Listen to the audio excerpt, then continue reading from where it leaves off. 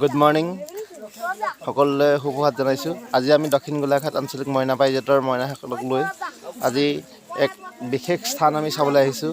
আছে আমাৰ দক্ষিণ গোলাঘাট মইনা পাৰিজাতৰ মইনাসকল আছে। আমাৰ আছে ইয়াৰ প্ৰাক্তন সম্পাদক আছে, খগেন বৰা ছাৰ আছে।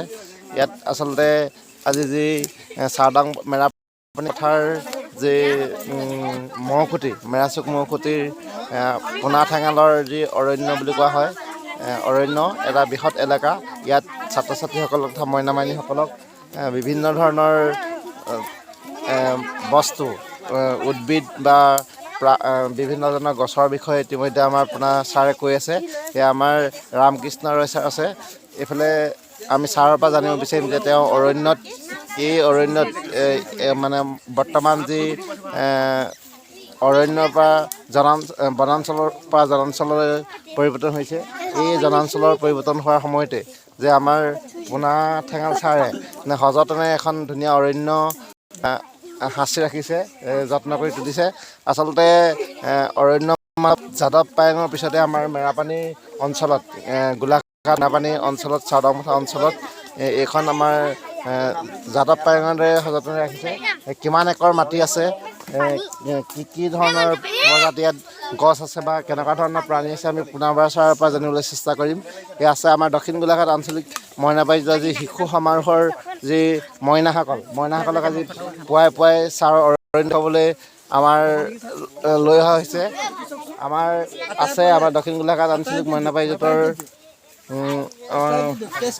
এইফালে সম্পাদক মহোদয় আছে। আচলতে এই যি অৰণ্য চোৱাৰ আঁত ধৰিছে আমাৰ সম্পাদক মহোদয়ে আঁত ধৰিছে। এয়া পিংকু শইকীয়া ছাৰ আছে। তেখেতে ক'ব যে আজি যি সময়ত ছাত্ৰ ছাত্ৰীসকলক বিভিন্ন নগৰ বা বিভিন্ন অঞ্চললৈ নিয়া হয়, আজি এই অৰণ্যলৈ লৈ অহা হ'ল। কি উদ্দেশ্য লৈ অহা হ'ল দুআষাৰ ক'বলৈ আমি অনুৰোধ জনাইছোঁ। হয়, আচলতে বৰ্তমান সময়ত যিটো অৰণ্য, আজি কাজিৰঙা নামবৰ বা তেনেকুৱা নিৰ্দিষ্ট কেইখনমান অৰণ্যৰ বাদে মানুহে অৰণ্যৰ নাম চিনি নোপোৱা হৈছে। আমাৰ বৰ্তমান যি স্থানত উপস্থিত আছোঁ, এয়া আছে দৈয়াং বনাঞ্চলৰ এটা অঞ্চল। আজিকালি আচলতে দৈয়াং বনাঞ্চল বুলি ক'বলৈহে হৈছে, কিন্তু দৈয়াং বনাঞ্চল দৈয়াং জনাঞ্চলত পৰিণত হৈছে। এই দৈয়াং বনাঞ্চলৰ যি অস্তিত্ব বনাঞ্চল হিচাপে, সেই অস্তিত্ব ৰক্ষা কৰি আছে আমাৰ দৈয়াং বনাঞ্চলৰ এজন প্ৰকৃতিপ্ৰেমী ব্যক্তি, শ্ৰদ্ধাৰ শ্ৰীযুত পোনা ঠেঙাল ছাৰ।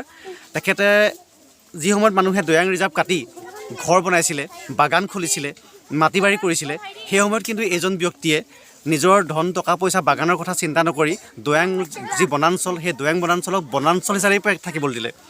তাক মানুহ বা অন্য জীৱ জন্তুক যেনেদৰে মৰম কৰে, এই বনাঞ্চলখনক তেখেতে খুব মৰমেৰে ৰাখি আছে।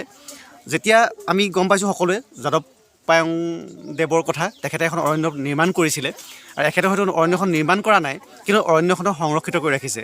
আৰু এখেতৰ সংৰক্ষণ কৰাৰ প্ৰচেষ্টা বোধ হয় যাদৱ পায়েং দেৱতকৈ কিছু আগৰ বুলি ক'লেও ভুল নহ'ব। গতিকে তেতিয়াৰ পৰা সংৰক্ষণ কৰি ৰাখিছে। আৰু আমি গৌৰৱবোধ কৰোঁ দৈয়াংবাসী হিচাপে যে এই অঞ্চলত দৈয়াং বনাঞ্চল বুলি ক'বলৈ গ'লে যদি চিনাকি দিব লগা আছে, পোনা ঠেঙাল ছাৰৰ এই অৰণ্যখনেই আছে। ইয়াত ছাৰ কিমান একৰ আছে? ইয়াত আমাৰ প্ৰায় 2 একৰে হ'ব চাগে, 2 একৰ নহয় জানো? হয়, প্ৰায় 2 একৰ মাটি এখেতে সংৰক্ষণ কৰি ৰাখিছে। যি সময়ত মানুহে 1 ইঞ্চি মাটিৰ কাৰণে সংগ্ৰামত লিপ্ত হৈছে, সেই সময়ত কিন্তু এখেতে সেই লোভ নকৰি এই বনাঞ্চলখনক বনাঞ্চল হিচাপে ৰাখিবলৈ দিছে। আৰু ইয়াত বৰ্তমান বনৰৌ আছে, এটা দুষ্প্ৰাপ্য জীৱ, কাছ আছে। আৰু এতিয়া আমি খুব মানে গৌৰৱবোধ কৰিছোঁ, আজি কিছুদিনৰ আগতে ধনেশ পক্ষী আহি ইয়াত উপস্থিত হৈছে, আৰু এটা ঢেকীয়াপতীয়া বাঘৰ পৰিয়াল, 3জনীয়া এটা পৰিয়াল এই অৰণ্যখনৰ মাজত আছেহি। গতিকে আমি সেই কথা গম পাইছোঁ। আমি আশা ৰাখিছোঁ এই অৰণ্যখন অৰণ্য হিচাপে হওক। কাজিৰঙা নামবোৰৰ কাৰণে মানুহে যিদৰে আগ্ৰহ প্ৰকাশ কৰে চাবলৈ, এদিন পোনা ঠেঙাল ছাৰৰ অৰণ্যখন চাবলৈ আগ্ৰহ প্ৰকাশ কৰক, আৰু তেখেতক সুস্বাস্থ্যৰ দীৰ্ঘায়ু প্ৰদান কৰক, তাৰ কামনা কৰিছোঁ। ধন্যবাদ। আমি ইয়াৰ পিছত ডাইৰেক্ট পোনে পোনা ছাৰৰ ওচৰলৈ যাম। আমি পোনা ছাৰৰ ওচৰৰ পৰা জানিব বিচাৰিম অৰণ্যখনৰ বিষয়ে।